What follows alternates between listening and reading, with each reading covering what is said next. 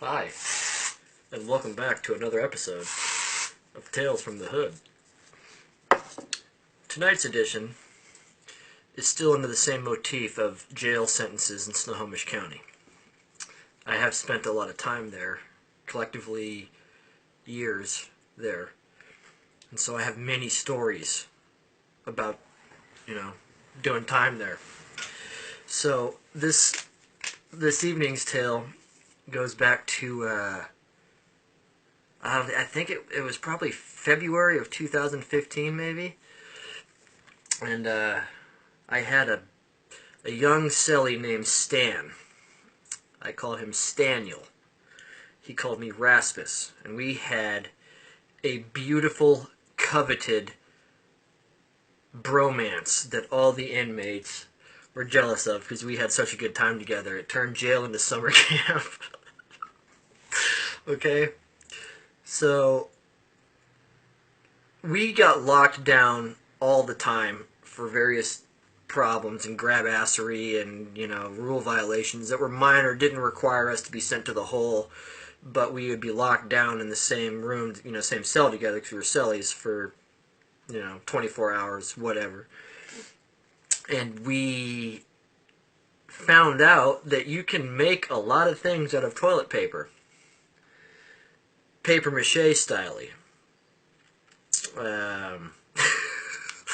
You'd be surprised. We made rope out of toilet paper that was pretty dang strong.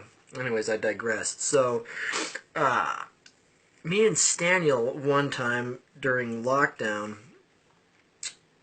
well, at his encouragement and my creativity, muse descended, I made this gigantic paper mache cock and balls. It was epic. It was so triumphant. And okay, so I made this gigantic, it was like this big in diameter, about that tall. The balls were this base that it was a giant cock and nuts that was huge. And so when toilet paper mache dries out, it hardens into a rock. This thing was stout, boy. It was solid. You could probably murder somebody by bludgeoning them to death with this thing, okay? And so we had it hidden in the cell, and we didn't know what to do with it because it turned rock hard, and it was huge. And so we couldn't, throw it away outside of the cell. It stayed in the cell. And so one time we were at church, me and Stan, and there was a guard there who was very overly zealous. I can't remember his last name. He wasn't an asshole. He just took his job way too seriously. We called him Columbo. He was a modern-day Columbo. Yes, he was always investigating things and always searching people in their cells and trying to find contraband, and he took it way too serious, okay? So me and Stan are at church. Now, the way that the church service is set up is you have the entry door, okay? And then there's a big classroom that's rectangular shaped. The minister stands right by the entry door, and then there's seats, like plastic lawn chairs, and a big U all the way around. And then, right by the door, there's a window that you can see as, a hallway there. So Chaplain Ron is there giving his service, all right?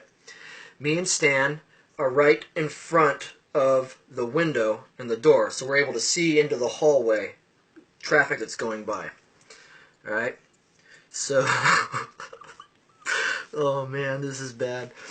So Columbo tossed me in Stan's cell while we were at church. All right?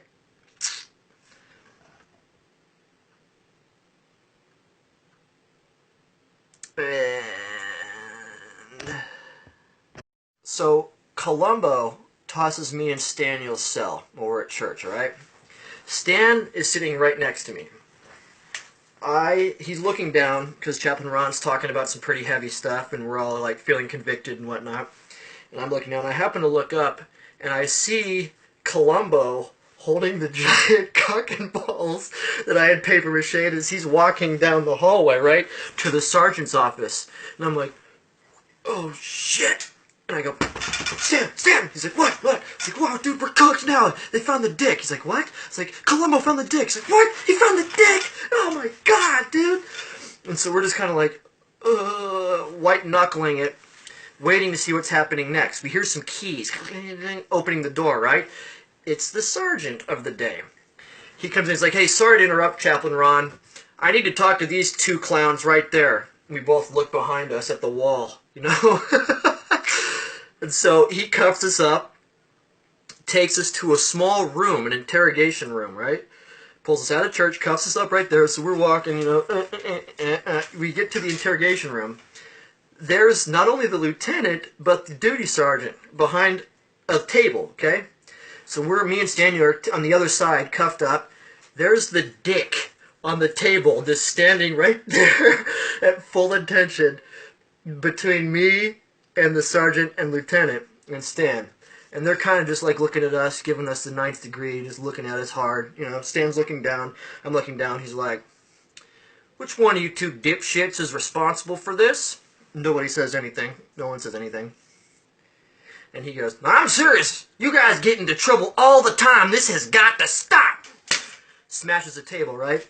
So his fist hit the table, and it was such force that the dick started teetering, and then it slowly fell over.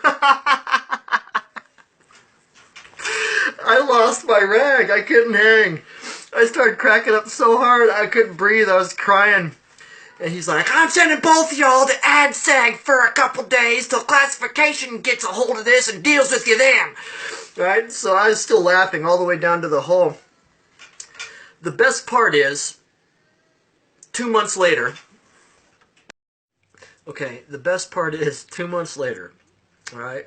I get transferred back to the same mod, but I have some privileges. I'm able to be a module worker and whatnot, and I'm going to go and clean up something, and on the way to this cleanup, the lieutenant has his door open to his office. Directly above his computer screen, on a special shelf, was the giant papier-mâché dick that I had made. With a sign and a big arc above it that says, I'm not even kidding, now that's one way to wipe your ass.